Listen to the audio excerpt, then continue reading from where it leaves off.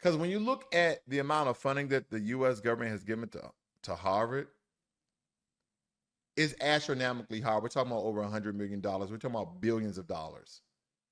Because Harvard University is at the center of a political storm as it confronts the Trump administration over very significant federal funding cuts. And the administration has frozen over $2.7 billion in research grants, citing concerns over the university's handling of anti-Semitism and diversity initiatives.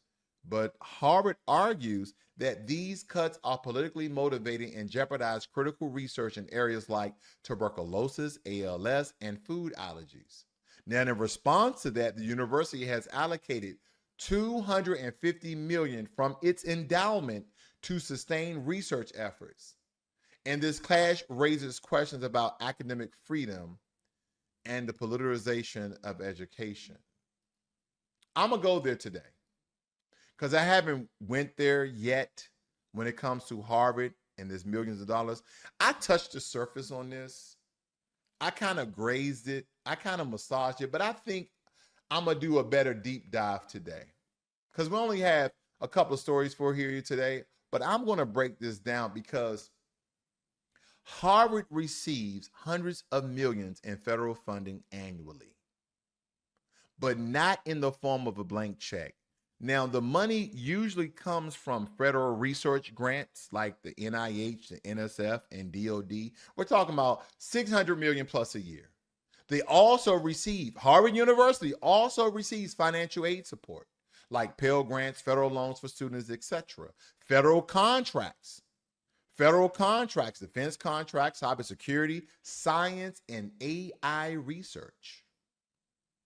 What Harvard does with that money? That's what people are asking. Well, on the positive side, you had world-class research because they're researching cures for cancer, AI development, clean energy innovation, national security studies, all sorts of things. Student aid distribution, though most Harvard aid is private endowments, some students get federal Pell Grants and loans. What about the government partnerships that Harvard has? Because the U.S. leans on Harvard, okay? The U.S. government leans on Harvard for elite research that trickles down into federal policies and military technological advancements, in health breakthroughs, and even pandemic responses.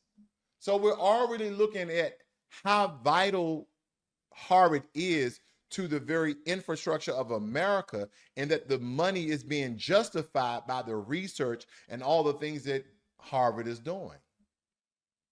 Okay. But let's look at the pros of cutting off funding to Harvard. In some regards, this is almost like leveling the playing field, because by redirecting federal money from a $53 billion endowment juggernaut to underfunded HBCUs and other schools who are in dire need of this money, trade schools as well as community colleges could be transformed and could transform lives. Harvard could survive without it. Other schools, not so much. Harvard could definitely survive without the government support. But other schools, again, not so much.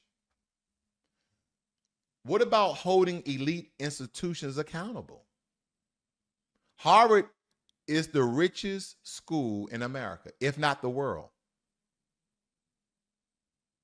This is how we essentially will start holding elite institutions accountable. Because already Harvard has faced criticism for alleged anti-Semitism on campus, race-based admissions, elitism, and detachment from working class American realities. Because we already know if you attend Harvard, if you graduate from Harvard, you're going to come out making $100,000 easy. You went to the best school in the world. You went to the richest school in the world, and the only thing you're going to have is networking of the most powerful people in the world.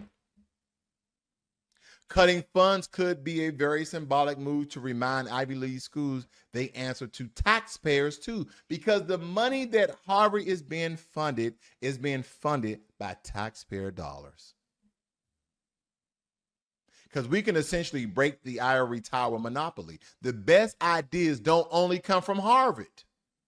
Again, the best ideas don't only come from Harvard.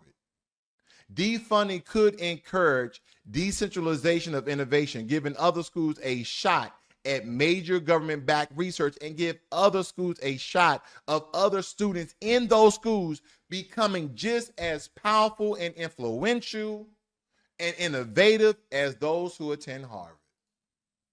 What about if all these schools had the same resources? What about if all these other schools, HBCUs, and other schools who are not federally funded at the level that Harvard is?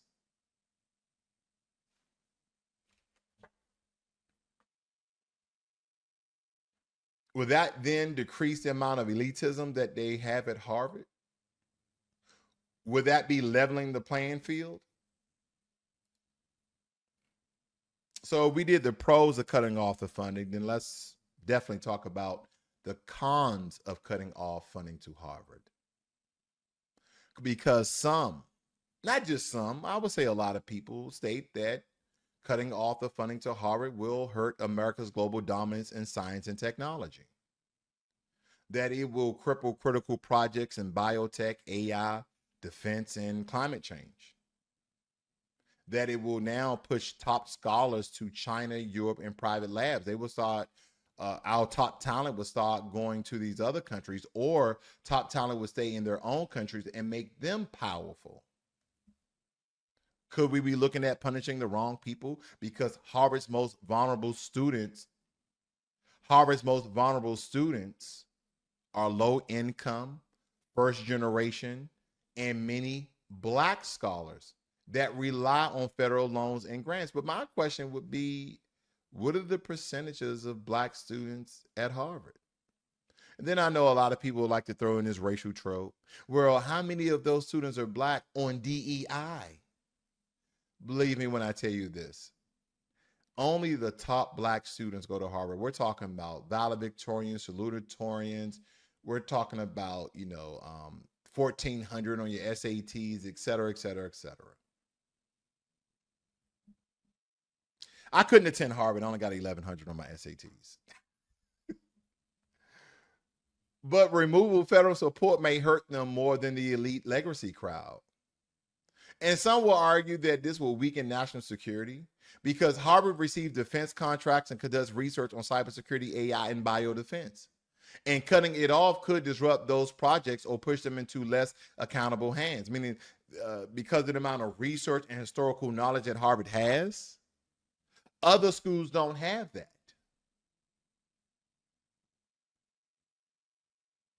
Some may argue that this may set a very dangerous precedent. Using federal funding to punish institutions for political or cultural reasons could backfire. Because today it's Harvard, tomorrow it's a journalism school, a public university, or some sort of think tank that challenges the government. Why? Why does Harvard get the money in the first place? Some people will say, oh, because Harvard always delivered, and it's a meritocracy game. And that is flawed, but it's a real thing. They attract the top minds. They win competitive federal research grants. They publish, patent, and innovate like crazy. They contribute to America's brain power and economy. But again, here's the kicker. They don't need it to survive. Other schools do. Imagine this, family. Imagine taking just 20% of the federal money Harvard gets. This 20% of the money that Harvard gets, let's say 100 million. And then we start to pour that into HBCUs like Howard, Fisk, or even Jackson State, into vocational programs that train welders, coders, nurses, into rural and tribal colleges forgotten by the funding game. And because I understand that this kind of investment would move the needle on workforce development, and Black upward mobility, an economic rival in forgotten zip codes. That is what nobody is talking about. But let me be clear. Harvard is not the villain, but continuing to shower it with federal cash while entire regions of America rot in undereducation and underemployment, that's a policy failure. It's a reset, not a punishment. It is very long overdue. If the U.S. is serious about equity, innovation, and economic survival, it has to invest beyond the Ivy League. Because here's the thing, does all the top talent go to Ivy League schools? Do they only go to Harvard? Do they only go to Yale? Do they only go to Brown? Do they only go to Stanford? Absolutely not. Absolutely not. You know what? I want to know what school, and I wasn't going to do this on camera. I'm just, what's the guy's name? Was it Wes Moore who made that? I forgot the gentleman's name who made the atmospheric water gathering machine that extrapolates the moisture from the air and created to potable drinking water. I thought it was named, let me see, the AWG water machine. Let me just look this up very quickly. I forgot the gentleman's name who created this. But did he go to Harvard? I want you guys just to look at a lot of the inventions that people have made. And my only question is, did they go to Harvard? Did they go to Yale? Did they go to Brown? Moses West, that's the brother's name. Let me guys show you this very quickly. Here's the brother name, the atmospheric water generator. I always say gatherer, though. Atmospheric water generator machine was invented by Moses West, a former U.S. Army Ranger and engineer. West developed the technology to extract water from the atmosphere and provide clean, safe drinking water. He's also the founder of Moses West Foundation. Let me help you guys out. Black inventor that, let's say, created the cell phone. Well, ain't no black person creating no goddamn cell phone. Let's look it up. While Martin Cooper and his team at Motorola are often credited with inventing the first handheld cell phone in 1973, Black inventor Jesse Russell made significant contributions to the technology behind cell phones, including base station technology that allowed for wireless communication between the phone and cellular towers. And also they go on to say that Henry T. Sampson invented the gamma electric cell in 1971, which was used in the first cell phone. Now, I know some people like, well, Tesla has some involvement in that. Let's do the real history on things. This is how powerful and great that Black people are. We contribute not only to America, Black Americans we're referring to. We not only contribute to America, but we contribute to the world. And a lot of our inventions and innovations are shadowed because they don't want to allow the rest of the world to know how significant Black people are into the evolution of Homo sapiens, into the evolutions of human beings and what we're capable of and what we're doing. I'm not just stating that Black people are better than other people. No, everybody has contributed to the evolution of the world. But when you demonize, okay, and you shadow and you disregard the significance of one group, other groups of people will start taking recognition of the achievement and contributions of another demographic, of another race. So that's why it's important to showcase certain talents and inventions that we have done versus people that state that these other groups of people have done more or have done more significant things.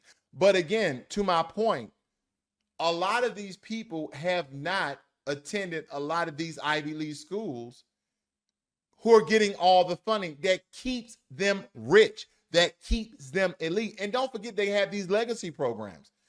You could be the best of the best. You could be the valedictorian. You put over 100 hours in community service.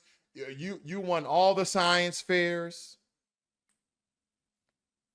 You scored a perfect score in your SAT, your ACT.